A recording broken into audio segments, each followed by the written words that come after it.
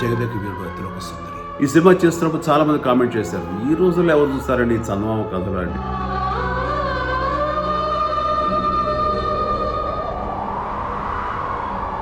ఒక్క graphic shot లేకుండా డైరెక్ట్గా మినియేచర్లో తీసారు.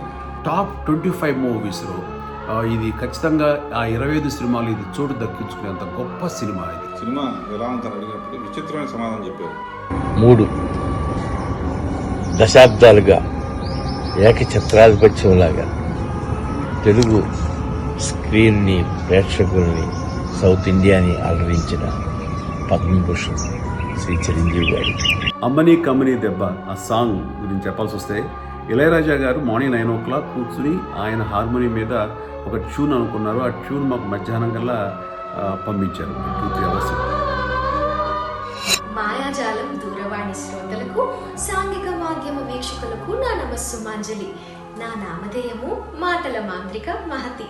నేను దేవలోకము నుంచి తెచ్చినాను.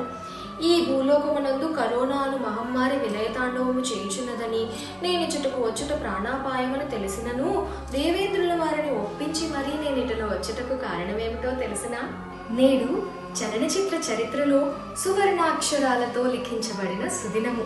మా దేవేంద్రుని గారాల బట్టి అతిలోక సుందరి శ్రీదేవేరి ఇంద్రజ, ఆంజనేయ వరప్రసాది, అంజనాపుత్రుడు, జగదేక వీరుడైన చిరంజీవితో జతకట్టి మానవా మానవా అంటూ మురుకుములకు పలుకులతో మురిపించి ఆటపాటలతో అలరించగా, అపర కుబేరుని వలె సొమ్ములను విరజిమ్మి మరీ ఎవరికీ ఏ కుదువా రాణియక చక్కగా చూసుకొనిన నిర్మాత శ్రీ అశ్విని దత్ గారి వైజయంతి సంస్థ నిర్మాణంలో మా స్వర్గమునకు దేవేంద్రుని వలె ఈ చిత్రసీమకు దర్శకులలో ఇంద్రుని వంటి దర్శకేంద్రులు శ్రీ కోవెలమూడి రాఘవేంద్రరావు గారి స్వహస్తాలలో రూపుదిద్దుకొనబడిన చిత్రరాజము జగదేక వీరుడు అతిలోక సుందరి 30 వసంతములను పూర్తి చేసుకుంటున్న సందర్భముగా అనేక చిత్ర విశేషములను తెలుసుకొనవలనని మనసు పుట్టి ఇటులు వచ్చి తిని మరి ముందుగా దర్శకేంద్రులు శ్రీ రాఘవేంద్రరావు గారితో ముచ్చటించదమా? శతాధిక చిత్రాల దర్శకేంద్రులకు ఈ చిత్రం ఎంత ప్రత్యేకమో తెలుసుకోవాలని కుతూహలముగా ఉన్నది. ప్రేక్షకులందరికీ stay at home, stay safe. 30 ఏళ్ల క్రితం మే 9వ తారీఖు చలనచిత్ర ఆకాశంలో ఒక అద్భుతమైన మెరుపు మెరిసింది. అది వెండితెర మీద అద్భుతమైన దృశ్యకావ్యంగా నిలిచిపోయింది. అదే నా 70వ చిత్రం జగదేక వీరుడు అతిలోక సుందరి. ఈ సందర్భంగా నేను ముఖ్యంగా ఇద్దరికి థ్యాంక్స్ చెప్పుకోవాలి. ఎందుకంటే నా 100 సినిమాల్లో 67, 68, 69 సినిమాలు సరిగ్గా ఆడలేదు. వరుస ఫెయిల్యూర్స్తో ఉన్న నేను ఈ పిక్చర్ చేయగలనా అని అందరూ అనుకుంటున్న టైంలో దత్ గారు, చిరంజీవి గారు ఏం మాట్లాడుకున్నారో తెలియదు, కానీ తర్వాత నాకు చెప్పారు, ఇలాంటి సబ్జెక్టుకి న్యాయం చేయాలంటే రాఘవేంద్రరావు తప్ప ఇంకెవరూ న్యాయం చేయలేరని వాళ్ళు డిసైడ్ చేసుకున్నారని. అందుకు మరీ వాళ్ళిద్దరికీ థ్యాంక్స్ చెప్తున్నాను. ఆ టైంలో అశ్విని దత్ గారు నన్ను పిలిచి శ్రీనివాస్ చక్రవర్తి అనే రైటర్ నుంచి తిరుపతి పంపించారు. స్వామివారి సన్నిధిలో ఆ కథ లైన్ వినిపించాడు. అద్భుతం అనిపించింది. వెంటనే తిరిగి వచ్చి మిగతా రైటర్స్ అందరినీ కూర్చోబెట్టి జంజాల్ గారిని, ఎండమూరి వీరేంద్రనాథ్ గారిని, సత్యమూర్తి గారిని, క్రేజీ మోహన్ని అందరినీ కూర్చోబెట్టి కథ తయారు చేయటం మొదలుపెట్టాం. అట్లనే ఈ చిత్రం ఇంత అత్యద్భుతముగా రావడానికి కారణమైన సాంకేతిక బృందం గురించి కూడా తెలుసుకునవలని కదా. ఈ సినిమాకి ఏ ఇద్దరు లేకపోయినా కూడా ఎంత విజయం సాధించేది కాదు. For example, master of music Ilaiyaraaja గారు, సాహిత్యంలో ఆయనే సాటి వేటూరు గారు, వాళ్ళిద్దరు లేకపోతే ఇంత అద్భుతమైన మ్యూజిక్ వచ్చేది కాదు. ఫోటోగ్రఫీ విన్సెంట్ గారు, ప్రకాష్. విన్సెంట్ గారు చేసిన మాయాజాలం ముందు చెప్తాను. అలాగే జంజాల Srinivas Chakravarthi, Satyamurthy, Yandamuri Veerendranath, Vijayendra Prasad, crazy Mohan. Dance master Sundaram గారు, ఆర్ట్ డైరెక్టర్ చరణ్ గారు. అలాగే ఫైట్ మాస్టర్ విజయన్, మినియేచర్స్ చేసిన సాబు సీరియల్. వీళ్ళందరి కృషి ఇంత అద్భుతమైన విజయానికి కారణం అన్నమాట. లెస్స పలికితిరి. అటులనే మరి చిత్ర నిర్మాణ సమయమున జరిగిన ఏవైనా మరపురాని మధుర స్మృతులను తెలిపెదరా దర్శకేంద్ర? సినిమా షూటింగ్ సమయంలో ఎన్నో మధుర స్మృతులు అన్నమాట. ఫర్ ఎగ్జాంపుల్, దేవత భూలోకానికి వచ్చినప్పుడు అందాలలో అహో మహోదయం పాట అప్పుడు ఆ పాటకి షూట్ చేయడానికి అద్భుతంగా చలం గారు హిమాలయాస్ని వాణి స్టూడియో ఫ్లోర్లో తిప్పారు. అద్భుతమైన లైటింగ్తో విన్సెంట్ గారు హిమాలయాల్లోనే జరిగినట్టు చూపించారు. ఇక ఇళయరాజా గారి మ్యూజిక్ గురించి చెప్పేది ఉంది. అందరిలో మహోదయం నిజంగా దేవకన్య దిగితే ఎలా ఉంటుందో అలా పాట సాగింది. ఆ పాటని తీయటానికి 10 రోజులు పట్టింది. ప్రజలందరూ కేరెత్తలు కొట్టి విజిల్స్ చేసి డబ్బులు వేసిన పాట అబ్బని తీయని దెబ్బ. ఆ పాట కేవలం 2 రోజుల్లోనే తీసాం. ఆ పాటకి సుందర మాస్టర్ గారు బిజీగా ఉంటే ప్రభుదేవ కంప్లీట్ చేసామాట. అలా ప్రభుదేవ ఎంట్రీకి కూడా ఆ పిక్చర్ కారణమైంది. ఇంకో మర్చిపోలేని అనుభూతి ఏంటంటే, నాకు దుబాయ్లో IIFA lifetime achievement award Jagadeka Veerudu Athiloka Sundari అయిన చిరంజీవి గారు శ్రీదేవి ద్వారా అవార్డు పుచ్చుకోవటం ఆ రోజు నాకు ఎంతో ఆనందాన్ని ఇచ్చింది. బాగున్నది. మరి అటులనే ఏ చిత్రానికైనా నయనానందం ఎంత ప్రధానమో శ్రవణానందము అంతే ప్రధానము. మరి ఈ చిత్రానికి సంగీతాన్ని సమకూర్చిన ఇళయరాజా గురించి 4 మాటలు సెలవేయండి దర్శకేంద్ర. షూటింగ్ పూర్తయ్యాక డబుల్ పాజిటివ్ వచ్చింది. ఇళయరాజా గారి బ్యాక్గ్రౌండ్ స్కోర్ చేయాలి. చేసే ముందు మ్యూజిక్ డైరెక్టర్గా ఆయన చూసి ఒక అద్భుతమైన కాంప్లిమెంట్ ఇచ్చాడు. అది నా జీవితంలో మర్చిపోలేని కాంప్లిమెంట్. ఏంటంటే, నాకేమో ఆయన ఏమంటారో అన్న టెన్షన్లో ఉన్నాను. బట్ ఆయన చెప్పిన కాంప్లిమెంట్ ఏంటంటే, ఈ పిక్చర్కి రీ రికార్డింగే అవసరం లేదు, అద్భుతంగా వచ్చింది అని దత్ గారితో చెప్పినప్పుడు నేను ఎంతో ఆనందపడ్డాను. ఆహా, మహా గొప్పగా అభినందించారు సుమా. మరి అలాగే మునుపు మాటల్లో ఛాయాగ్రాహకులు విన్సెంట్ గారి చిత్రీకరణ గొప్పతనాన్ని చెబుతానని నన్ను ఊరించి అట్టే పెట్టారు. కాస్త ఆ విషయాన్ని కూడా చెప్పరు? గ్రాఫిక్స్ లేకుండా విన్సెంట్ గారు చేసిన మాయాజాలం గురించి ఒకసారి చెప్పుకుందాం. ఉంగరం దొరికిన తర్వాత ఇంద్రజ మళ్ళీ దేవలోకానికి వెళ్ళిపోవడానికి ఆ ఇంటి రూఫ్ తలుపులు 2 తెరుచుకుని అలా పైకి వెళ్ళిపోవటం, ఆకాశంలో నక్షత్రాలు కనపడటం, ఒక్క గ్రాఫిక్ షాట్ లేకుండా డైరెక్ట్గా మినీచర్లో తీశారు ఆయన.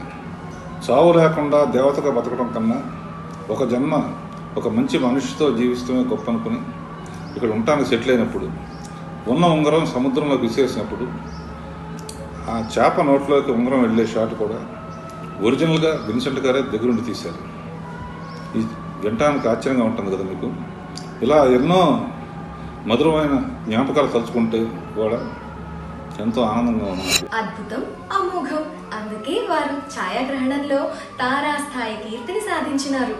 అలాగే మరి ఈ చిత్రం విడుదలైనాక వచ్చిన ప్రేక్షకుల ప్రశంసల వెల్లువయటలో ఉండినదో తెలిపెదరా దర్శకేంద్ర? దత్తు గారు మేమందరం రిలీజ్ అయిన తర్వాత ఆంధ్రాలో అన్ని థియేటర్స్కి వెళ్ళాం. ముఖ్యంగా కొన్ని థియేటర్స్లో అయితే ఆడియన్స్ సినిమా ఎలా ఉందని అడిగినప్పుడు విచిత్రమైన సమాధానం చెప్పేవారు. గూడెం దగ్గర ఒక వ్యక్తి ఏమన్నాడంటే, ఈ సినిమా తప్పకుండా ప్రతివాడు 3 సార్లు చూడాలన్నాడు. 3 సార్లు ఎందుకు అంటే, సాంగ్స్లో ఒకసారి చిరంజీవి ఏం చేస్తున్నాడో చూడటానికి, ఒకసారి శ్రీదేవి ఏం చేస్తుందో అని చూడటానికి, ఒకసారి ఇద్దరు కలిసి ఎలా చేస్తానో చూడటానికి. ఈ కామెంట్ మటుకు నాకు చాలా విచిత్రంగా అనిపించింది. ఆ తర్వాత ఆ దృష్టితో సినిమా చూసినప్పుడు, ఆ పాట చూసినప్పుడు ఎవరికాళ్ళు ఒకళ్ళ మీద ఒకళ్ళు పోటీ పడి నటించారనిపించింది. అవునవును, వారు ముమ్మారే అనినారు. నేను 300 మార్లు తిలకించినా నా మనసున అదే భావన.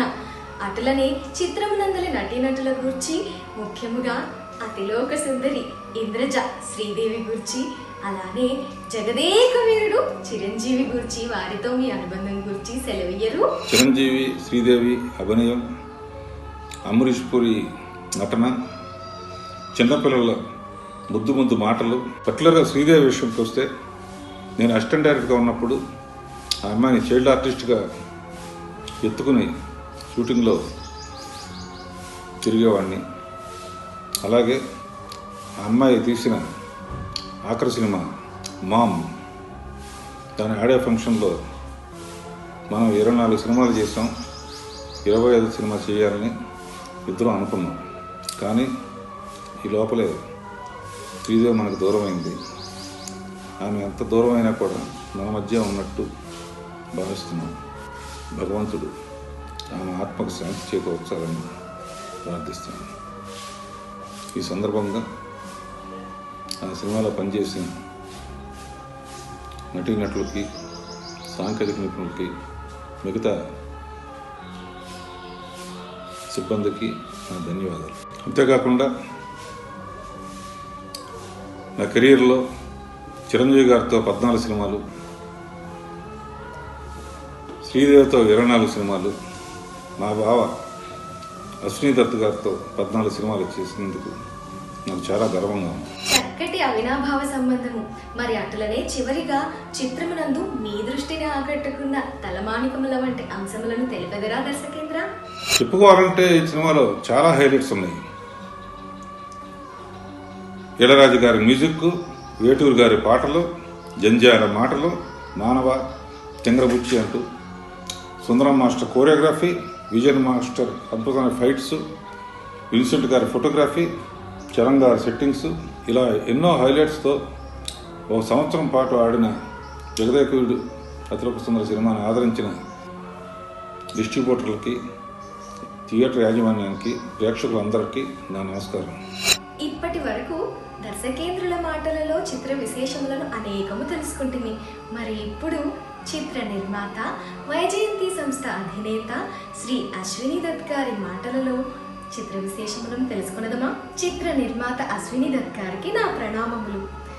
అశ్విని దత్ గారు, ఈ చిత్రము మీ సంస్థలో నిర్మించిన చిత్రములలోకెల్లా ఎంత ప్రత్యేకము? ఈ చిత్ర నిర్మాణమునందు జరిగిన ఏవైనా మధుర స్మృతులను మాకు తెలిపెదరా? సోదర సోదరీమణులకు ఈ ప్రాతకాలంలో ముందుగా నా ధన్యవాదాలు, కృతజ్ఞతలు, నమస్కృతులు తెలియజేసుకుంటూ, మేము నిర్మించిన ఒక మధుర స్వప్నం జగదేక వీరుడు అతిలోక సుందరి. ఈ సినిమా గురించి 4 మాటలు నేను చెప్పే ముందుగా స్వర్గలోకంలో ఉన్న శ్రీదేవి గారికి, వైజయంతి మూవీస్ వెన్నెముక శ్రీ వేటూరు సుందరరామూర్తి గారు, శ్రీ జంజాల్ గారు, సెల్యులాయిడ్ మీద అత్యద్భుతంగా చిత్రీకరణ చేసిన శ్రీ విన్సెంట్ గారు, శ్రీ కెఎస్ ప్రకాష్. ఈ మూల కథని 3 ముచ్చటైన ముక్కలతో మాకు అందించిన శ్రీ శ్రీనివాస్ చక్రవర్తి, దీన్ని కథగా మలచడంలో కీలక పాత్ర పోషించిన శ్రీ సత్యమూర్తి గారికి, తన సెట్స్తో సెల్యులాయిడ్ మీద ఇంకొక గొప్ప కనువిందు చేయగలిగిన శ్రీ చలం గారు, వీరికి ముందుగా నివాళులు అర్పించుకుంటూ నాకు కృతజ్ఞతలు తెలియజేసుకుంటున్నాను. ముందుగా చెప్పినట్టుగా శ్రీ చిరంజీవి గారు కానీ, శ్రీదేవి గారు కానీ, శ్రీ రాఘవేంద్రరావు గారు కానీ, శ్రీ ఇళయరాజా గారు కానీ, వీళ్ళలో ఏ ఒక్కరు లేకపోయినా ఈ సినిమాని ఊహించలేము. తెలుగు సినిమాల్లో టాప్ 10లో అగ్రస్థానంలో పెట్టిన ఈ సినిమా కారణం వీళ్ళందరూ. 30 సంవత్సరాలు ఈ సందర్భంలో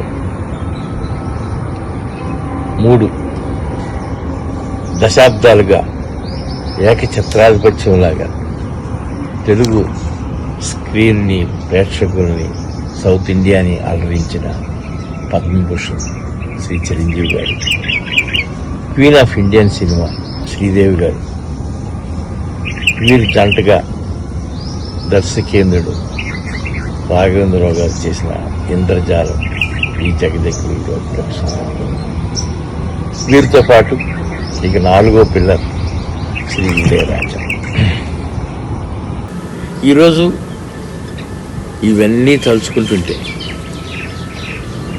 మళ్ళా తెలియని గొప్ప ఉత్సాహం, మళ్ళా ఇలాంటి చిత్రాలు నిర్మించాలి.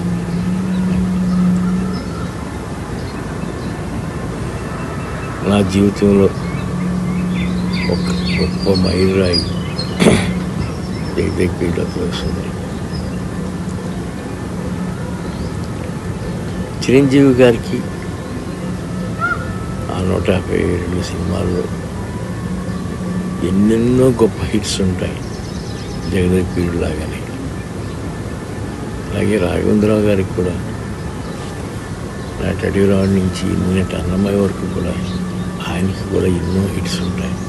అలాగే శ్రీదేవి గారికి కూడా. ఇక రాజా గారి గురించి చెప్పాల్సిన పనే లేదు. అయితే ఎవరికైనా వాళ్ళ జీవితాల్లో ఇదొక ల్యాండ్ మార్క్ సినిమాగా నిలిచిపోయింది.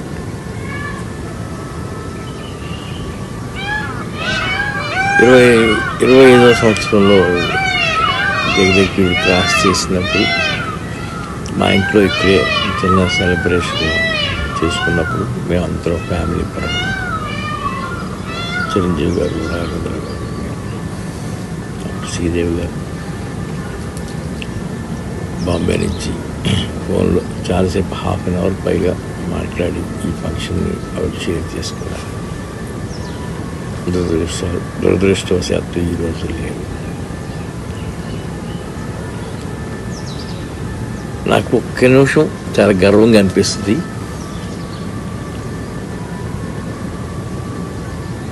జగదేకవీరుడు అతిలోక సుందరి అని ఈ మధుర స్వప్నం నేను నా పిల్లలకిచ్చే ఒక తీపి కానుక. ఎందుకంటే వైజయంతి సంస్థలో కానీ మా కుటుంబంలో కానీ ఇది మా ఒక గొప్ప స్టేటస్ని, ప్రెస్టేజ్ని.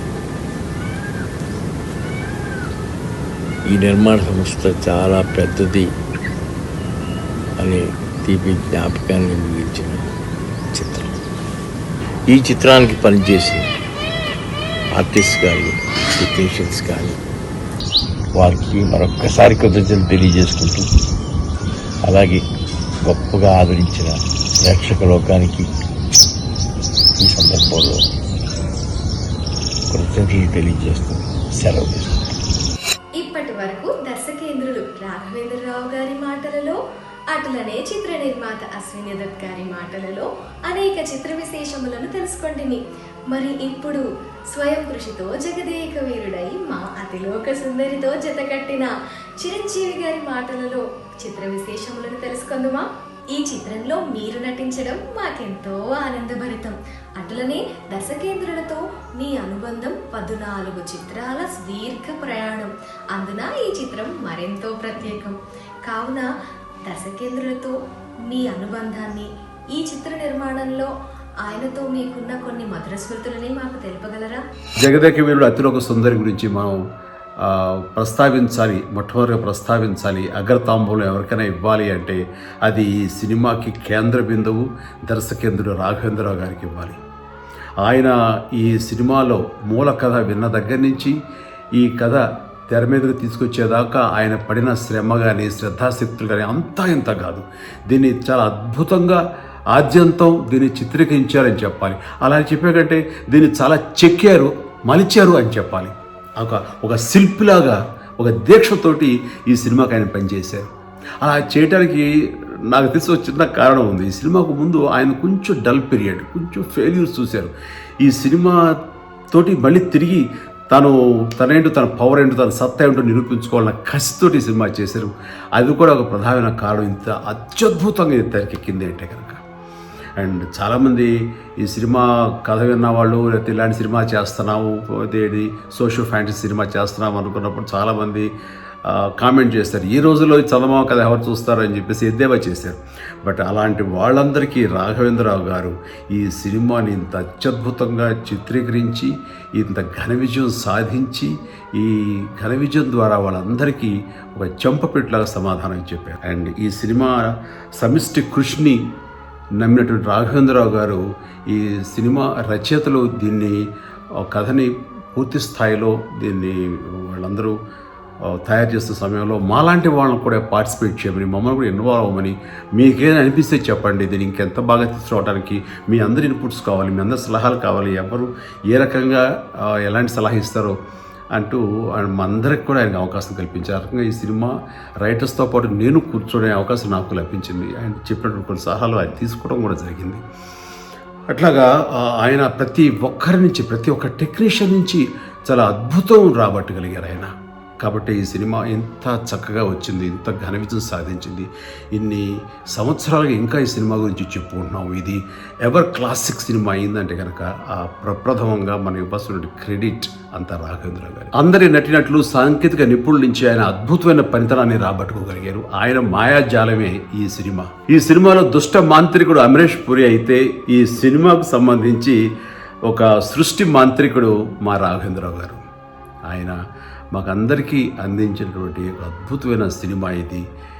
ఈ సమయంలో 30 సంవత్సరాలు పూర్తి చేసుకున్న ఈ సమయంలో మా రాఘవేంద్రరావు గారికి మనస్ఫూర్తిగా అభినందనలు, అలాగే ఇంత మంచి సినిమా మాకు ఇచ్చినందుకు ధన్యవాదాలు తెలియజేసుకుంటున్నాను. Thank you very much sir. Thank you. We love you. బహుబాగుగా చెప్పారు. మరి అటులనే మా దేవేంద్రుని గారాల పట్టి అతిలోక సుందరి శ్రీదేవి ఇంద్రజ ముద్దుగా మీరు తింగరబుచ్చి అని పిలుచుకుందరే. మరి శ్రీదేవి గారితో మీకున్న కొన్ని మధురానుభూతులను మాతో పంచుకోగలరా? శ్రీదేవి గురించి చెప్పాల్సి వస్తే, శ్రీదేవి లేనిదే ఈ సినిమా లేదు. ఈ పాత్ర, ఈ సినిమా కేవలం శ్రీదేవి కోసమే తయారయ్యా అనిపిస్తుంటుంది.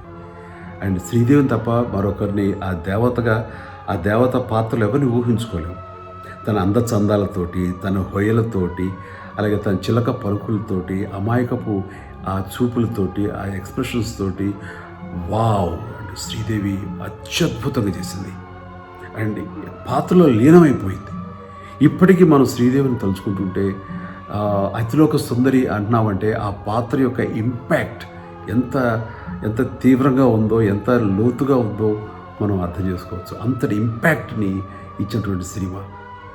అండ్ నిజంగానే శ్రీదేవి అందులో జీవించింది. అండ్ తనతో చేయటం అనేది నాకు ఒక అద్భుతమైనటువంటి అవకాశం, ఒక అద్భుతమైనటువంటి అనుభూతి. అది నాకు వండర్ఫుల్ ఎక్స్పీరియన్స్. అండ్ సాంగ్స్లో చేసేటప్పుడు నేను చాలా ఏమాత్రం కొంచెం అజాగ్రత్తగా ఉన్నా సరే మనం కనిపించే పరిస్థితి కాదు. తన అందాలతోటి, తన లుక్స్ తోటి, తన హొయలతోటి తినేస్తుంది. అలాంటి శ్రీదేవితోటి చేయటానికి ఫస్ట్ టైం నేను పోటీ పడ్డాను. తనతో మ్యాచ్ చేయడానికి కొంచెం శ్రమ పడాల్సి వచ్చింది. బట్ ఆ రకంగా ఆ శ్రీదేవితోటి చేయటం అన్నది నాకు ఒక sweet memory. But we miss her so much. అయితే ఈ సినిమా ద్వారా, ఆ పాత్ర పోస్టర్ ద్వారా, ఆ అందచందాలతోటి శ్రీదేవి తెలుగు ప్రేక్షకుల మనసుల్లో ఆ దేవతామూర్తిగా శాశ్వతంగా ఉండిపోతుంది. ఆ శాశ్వత ముద్ర వేసుకుని అలాగే నిలిచిపోతుంది. ఆ రకంగా శ్రీదేవి మన మధ్య లేకపోయినా సరే ఈ పాత్ర ద్వారా మన మనసులో ఎప్పుడూ శాశ్వతంగా ఉండిపోతుంది. జగదేక వీర, మరి ఈ చిత్రమునందు పాటలన్నీ ఒకదానిని మించి మరొకటి ఉండును. అందున మీరు మా ఇంద్రజ చెంప కందింప చేసినను ఆ తర్వాత వచ్చిన పాట ఉచితము, సందర్భోచితముగానే అనిపించినది. మరి ఆ పాట వివరములను కొంచెం తెలుపగలరా? అమ్మని కమ్మని దెబ్బ ఆ సాంగ్ గురించి చెప్పాల్సి వస్తే, ఇళయరాజా గారు మార్నింగ్ 9 o'clock కూర్చుని ఆయన హార్మోనియం మీద ఒక ట్యూన్ అనుకున్నారు. ఆ ట్యూన్ మాకు మధ్యాహ్నం కల్లా పంపించారు, ఒక 2-3 అవర్స్లో. మేమంతా, నేను రాఘవేంద్ర గారు ఒక సెట్లో ఉండి ఆ సాంగ్ని విన్నాము. చాలా బాగుంది అనిపించింది. అప్పుడు ఇంకా లిరిక్స్ రాలేదు. వెంటనే వెయిటర్ గారికి పంపిస్తే వెయిటర్ గారు ఆయనతో పాటు కూర్చుని అప్పటికప్పుడు లిరిక్స్ అనుకోవటం, మాతో షేర్ చేసుకోవడం, రాఘవేంద్ర గారు వాళ్ళకి చాలా బాగా నచ్చింది. మా అందరూ కూడా చాలా బాగుంది అనిపించింది. అండ్ 4 o'clockకి సాంగ్ అయిపోయింది. అంత ఫాస్ట్ ఉంటుంది. అంటే ఫ్యూ అవర్స్లో ఆ సాంగ్ని కంపోజ్ చేయటం, రాయటం, అలాగే రికార్డ్ చేయటం అయిపోయింది. ఆ సాంగ్ ఇప్పటికీ ఎప్పటికీ నిలిచిపోయే సాంగ్ అయింది అది.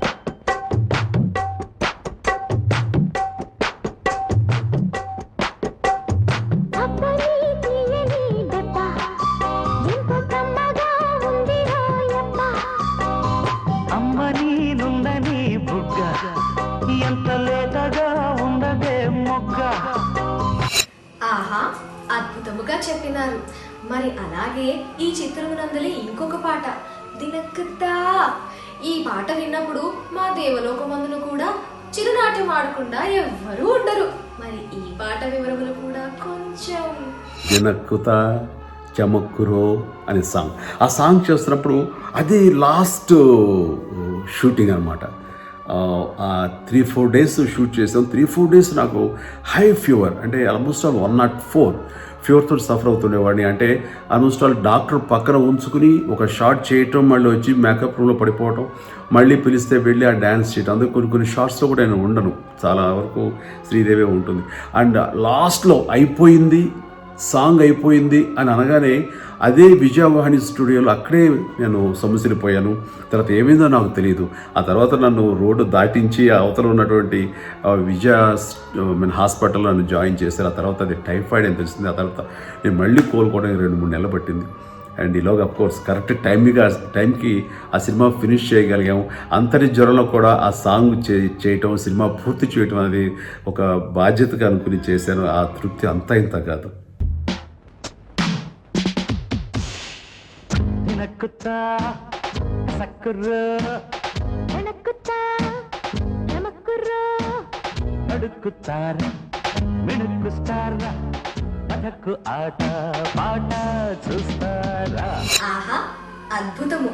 ఇటువంటి సాహసోపేతమైన కార్యములు చేసే జగదేక వీరులై చిత్రసీమలో అందరి నటులకు ఆదర్శప్రాయమైనారు. మరి అటులనే ఈ చిత్ర నిర్మాణ సంస్థ వైజయంతితోనూ నిర్మాత అశ్విని దత్ గారితోనూ మీకు మంచి అనుబంధం ఉన్నది. ఈ సంస్థలో పలు చిత్రములను చేసినారు. మరి ఆ అనుబంధమును కాస్త వివరించదరా? ఇంతమంది నటీనటుల్ని, ఇంతమంది గొప్ప గొప్ప సాంకేతిక నిపుణుల్ని ఒక చోటుకు తీసుకొచ్చి వాళ్ళందరి ప్రతిభతోటి ఒక అద్భుతమైన చిత్రరాజ్యాన్ని, అలాగే ఒక అద్భుతమైన దృశ్య కావ్యాన్ని తెలుగు ప్రేక్షకులకు అందించేటువంటి సంస్థ వైజయంతి మూవీస్. నా జనరేషన్ సంబంధించి నేను చూసినటువంటి గొప్ప నిర్మాత, అభిరుచి ఉన్న నిర్మాత, భారీతన నమ్మకం నిర్మాత, ఏమాత్రం ఖర్చుకు వెనకాడి నిర్మాత, కాంప్రమైజ్ కాని నిర్మాత ఎవరైనా ఉన్నారంటే అది ఒకే ఒక్కరు నాకు తెలుసు, అది అశ్విని దత్ గారు. ఆయన ఎంత క్యాష్ మిగిలింది అని చూసుకోరు, ఎంత కీర్తి మిగిలింది, ఎంత కీర్తి దక్కింది అన్నది ఆయన చూసుకుంటారు. ఆ విషయంలో మాత్రం ఎవరు ఆయనతో పోటీ పడలేరు. అలాంటి గొప్ప నిర్మాత ఆయన రాజీ పడరు, కాంప్రమైజ్ కారు. ఎక్కడ కూడాను క్వాలిటీ విషయంలో కానివ్వండి, భారీతనంలో కానివ్వండి, ఆ రిచెస్లో కానివ్వండి, ఎప్పుడూ పరితపిస్తూనే ఉంటారు. అండ్ అలాంటి నా నిర్మాత అవటం అన్నది, ఆయన నాకు ఇలాంటి గొప్ప సినిమా నటించే అవకాశం నాకు ఇవ్వటం అన్నది నేను కూడా ఆయన ఎప్పుడు రుణపడి ఉంటాను. Thank you so much Ashwini Dutt గారు. ఒక గొప్ప నిర్మాత గురించి లెస్స పలికితిరి. అటులనే నేను మునుపు చెప్పినట్టు ఈ చిత్రమునందలి పాటలన్నీ ఒకదానిని మించి మరొకటి ఉండును. సాహిత్యం అయితే అబ్బో, మా ఇంద్రలోకమందలి దేవర్షులచే రాయించినారా అని అనుమానం కలిగినది. తర్వాత తెలిసినది అది వేటూరి గారి సాహిత్యం అని.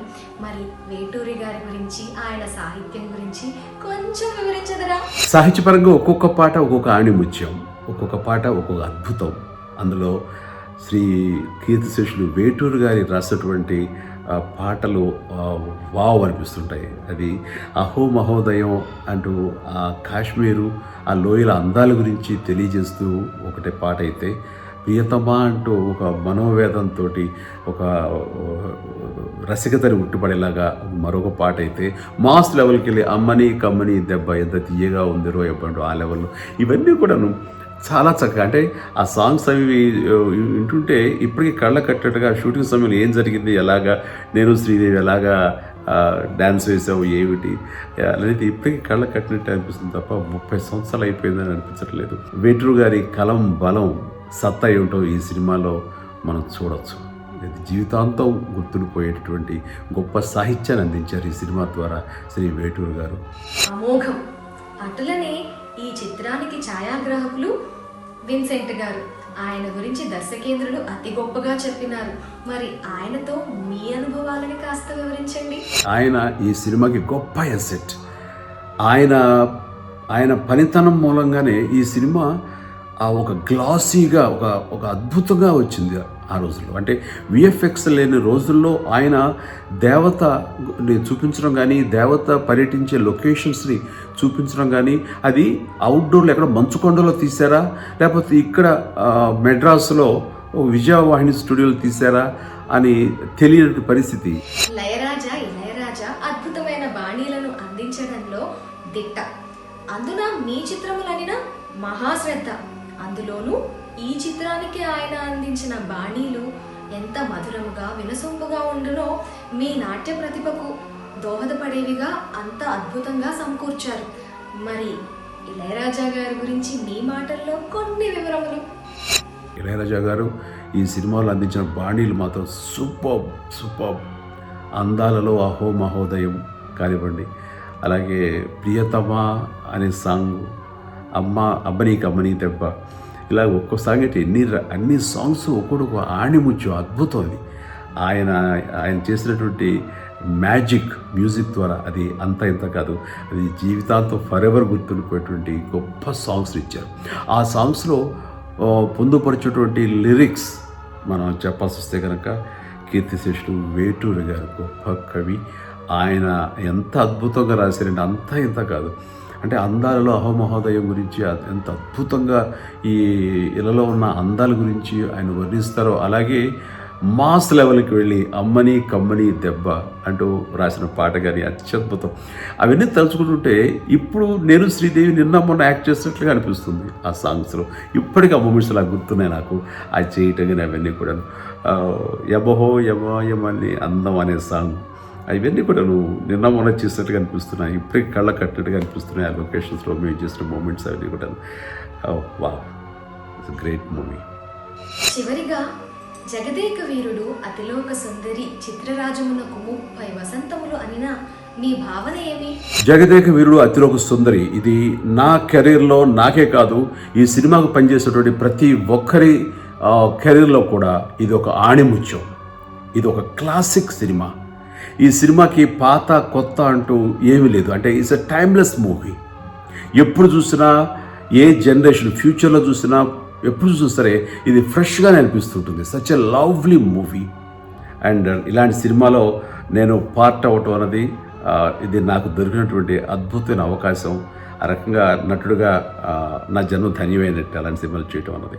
జగదేక వీరుడు అతిలోక సుందరి చిత్రం పూర్తయి 30 సంవత్సరాలు కావస్తున్న ఈ శుభతరుణంలో ఆ సినిమాతోటి సంబంధం అనుబంధం ఉన్న ప్రతి ఒక్కరికి నా హృదయపూర్వక శుభాభినందనలు తెలియజేస్తున్నాను. ఈ చిత్ర విశేషములు ఇన్ని తెలుసుకున్న పిదప నాంగులేకమును కూడా జారవిడుచుకుని నేనును ఒక జగదేక వీరుని వామహస్తమును అందుకొనవలనని ఆశగానున్నది. ఆయనను ఈ ప్రమాదకర కరోనా సమయమున ఎవరి చేయి తాకవలనన్నా భయమే. నేను ఎంత అమృతము సేవించి దేవలోకము నుండి వచ్చినను ఔషధి లేని కరోనా మహమ్మారి నాకును హానికరమే. అందుకే జాగు చేయక ఇప్పుడే నేను దివికేకి నా గృహమునకు చేరదను. మీరును తగు జాగ్రత్తలను తీసుకుంటూ మీ గృహమునందే సుఖముగా నుండుడి. సర్వే జీవా సుఖినో భవంతు, సమస్త లోకా సుఖినో భవంతు. మ్యాజిక్ 106.4 FM వింటూ మై మరచిపోతా.